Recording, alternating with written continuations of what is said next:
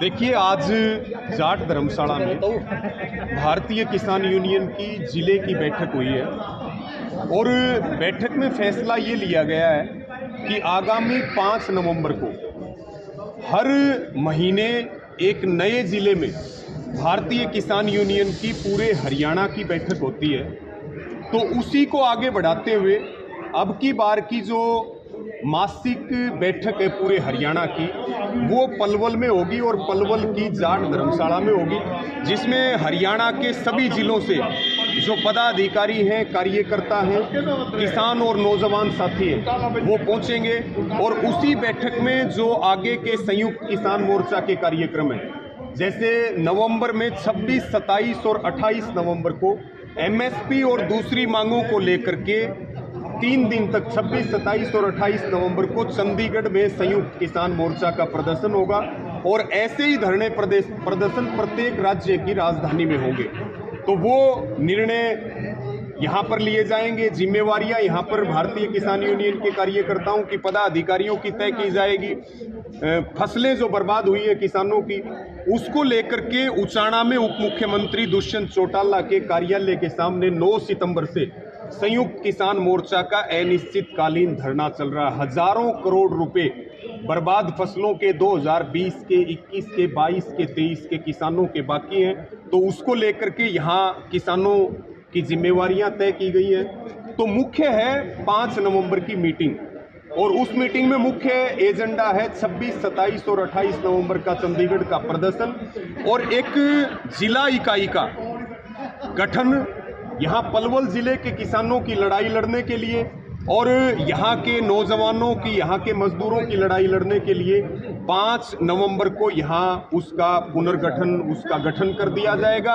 और इसके साथ में पूरे हरियाणा से सैकड़ों की संख्या में पदाधिकारी, कार्यकर्ता, यहाँ की जो हमारी सम्मानित पाले हैं, उनके प्रतिनिधि यहाँ पहुँचेंगे। और पिछले दिनों कट को लेकर के आंदोलन यहाँ चला, मिंडकोला नौरंगाबाद कट में, उसकी बहुत बड़ी जीत हुई है। और इसी प्रकार से अब फरीदाबाद के मोना में एक आंदोलन जो है, एक धरना आज से शुरू हुआ है कट के लिए। तो अभी सभी साथी जो है वहाँ जा कर के भी समर्थन और सहयोग करेंगे। जी, आगे चुनाव भी आने वाले हैं, लगातार आ रहे हैं, तो नहीं लगता कि ये विपक्ष कहीं ना कहीं इसका फायदा जरूर लेगा चुनाव में? देखिए, हमारा काम है आंदोलन करना और आंदोलन लगातार चलते रहेंगे।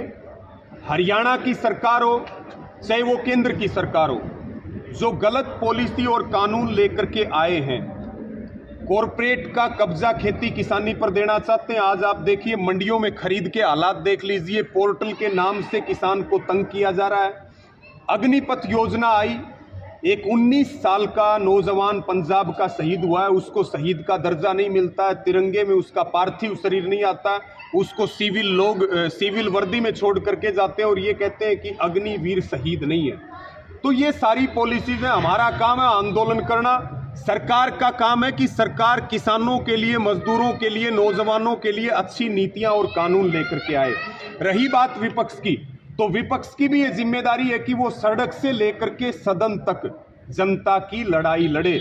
आज इस सरकार के खिलाफ लड़ रहे हैं, कल को सरकारें बदलेंगी और सरकारें गलत काम करेंगी तो हम उन सरकारों के खिलाफ भी लड़ते रहेंगे। जो सरकार किसान मजदूर के खिलाफ काम करेगी उस पे निश्चित तौर पे भारतीय किसान यूनियन और संयुक्त किसान मोर्चा लड़ाई लड़ेगा। हम अपने आंदोलनों में किसी भी राजनीतिक दल का समर्थन नहीं लेते। विपक्ष के लोग आते हैं, आकर के समर्थन करते हैं, लेकिन जब आंदोलन होते हैं, आंदोलनों में जब संघर्ष होता है, जब पुलिस प्रशासन लाठियां मारती है, डंडे मारती है, जब आंसू गैस के गोले छोड़ते हैं, तो आज तक हमें कोई विपक्ष का नेता नहीं मिला है। वो उनका राजनीतिक एजेंडा है, लेकिन उनकी जिम्मेदारी है कि वो सदन से सड़क तक अपनी लड़ाई लड़ें।